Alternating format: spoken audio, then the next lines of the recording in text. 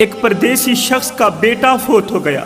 آئے دوسرے ملک میں کڑکتی دھوپ میں تتی ریت پہ کھڑے ہو کر دن رات ایک کر کے محنت مزدوری کرتا رہا کہ مجھے کچھ ملے نہ ملے, میرے بیٹے کو روٹی کا ٹکڑا مل جائے, میرے بیٹے کا پیٹ بھر جائے. ہائے اللہ, ایک دن اچانک باپ کو ایک کم بخت کال آئی, اچانک کال آئی جس میں بتایا گیا کہ جس بیٹے کے پیٹ کے لیے تو وطن چھوڑ کر گیا تھا وہ بیٹا تجھے چھوڑ کے ہمیشہ کے لیے اس دنیا فانی سے رخصت ہو گیا. جس بیٹے کے پیٹ کے لیے تو وطن چھوڑ کر گیا تھا وہ بیٹا تجھے چھوڑ کر اللہ کے پاس چلا گیا.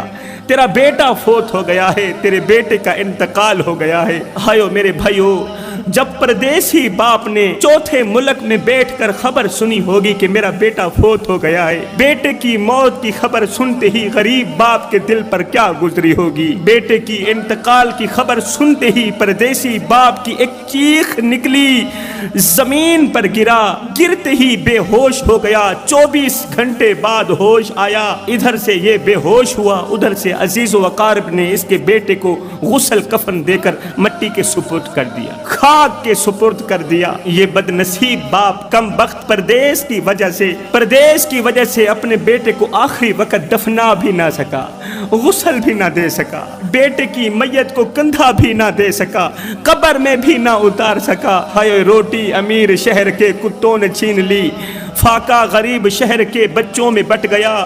چہرہ بتا رہا تھا کہ اسے مارا ہے بھوک نے, حاکم نے یہ لکھا کہ یہ کچھ کھا کے مر گیا. یہ بد نصیب باپ کم بخت پردیس کی وجہ سے, غربت کی وجہ سے آخری وقت اپنے بیٹے کو اپنے ہاتھوں سے دفنا بھی نہ سکا, غسل بھی نہ دے سکا, کفن بھی نہ دے سکا. 3 دن کے بعد جب یہ پردیسی باپ اپنے ملک آیا, واپس آیا تو سیدھا بیٹے کی قبر پر گیا. قبر کے سرہانے بیٹھ کر آنکھوں سے آنسو پوچھتے ہوئے درد بھری آواز میں, درد بھرے لہجے میں کہا, او میرے بیٹے, جب تو پیدا ہوا تھا میں نے اپنی ذات کے لیے جینا چھوڑ دیا. میرے بیٹے, جب تو گود میں تھا میں اس وقت بھی تیرے لیے پریشان تھا اور میں آج بھی تیرے لیے پریشان ہوں. جب تجھے بخار آتا تھا میں پوری رات تیرے سرہانے بیٹھ کے گزار دیتا تھا کہ کہیں میرے بیٹے کو کچھ ہو نہ جائے. ہائے, تیرے پیٹ کی خاطر میں نے پردیس کی طرف رخ کیا, ان راہوں کا مسافر بنا جہاں جھاڑیوں اور کانٹوں کے سوا کچھ نہیں تھا, جہاں اللہ کی ذات کے سوا کوئی میرے درد سننے والا نہیں تھا,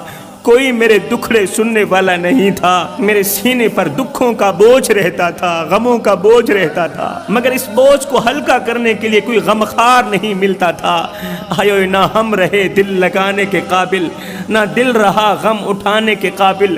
ربا تیرے بندوں نے دیے اتنے غم, چھوڑا نہ ہمیں مسکرانے کے قابل. بیٹا, اس وقت تک مجھے نیند نہیں آتی تھی جب تک میں تیری تصویر نہیں دیکھتا تھا. میرے بیٹے, بس مجھے معاف کر دینا, مجھے معاف کر دینا. میں بد نصیب باپ موت کے وقت تیرا ساتھ نہ دے سکا. بیٹے, میں زمانے کا ستایا ہوا ہوں, مجھے ظالم پردیس نے تو پہلے سے ہی دکھ دیے تھے, پہلے سے ہی درد دیے تھے. اب تیری جدائی مجھ سے برداشت نہیں ہوگی. اب میں ایک زندہ لاش بن کر جیوں گا. میرے اندر کی سانس تو چلے گی مگر میرے اندر قوت نہیں ہوگی. میری طاقت قبر کے اندر چلی گئی, میری قوت قبر کے اندر چلی گئی. ہائے, لوگ خاک میں ڈھونڈتے رہے سونا اور میں نے سونا سپرد کیا خاک میں. اس ظالم پردیس نے مجھ سے میرے اپنوں کو چھینا. میں پھر بھی خاموش رہا, پھر بھی اطمینان میں رہا, اس لیے کہ میں جس بیٹے کے لیے کما رہا ہوں وہ جب بڑا ہوگا, پڑھے گا, لکھے گا, میرا سہارا بنے گا, میرا آسرا بنے گا. ساری دنیا مر جائے مجھے کوئی غرض نہیں, لیکن میرا منا ہمیشہ کے لیے جیتا رہے. لیکن بیٹے, آج میرا وہ آسرا,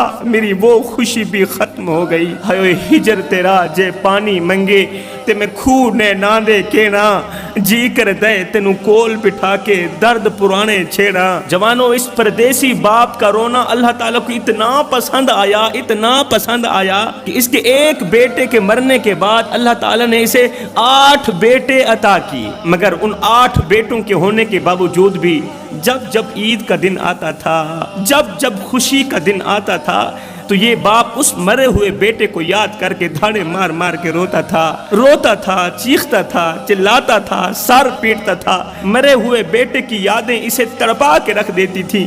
آیو عیداں تے شبراتاں آیا تے لوکی کرا نو آئے, او نہیں آئے محمد بخشا جڑے آپ ہاتھیں دفنائے.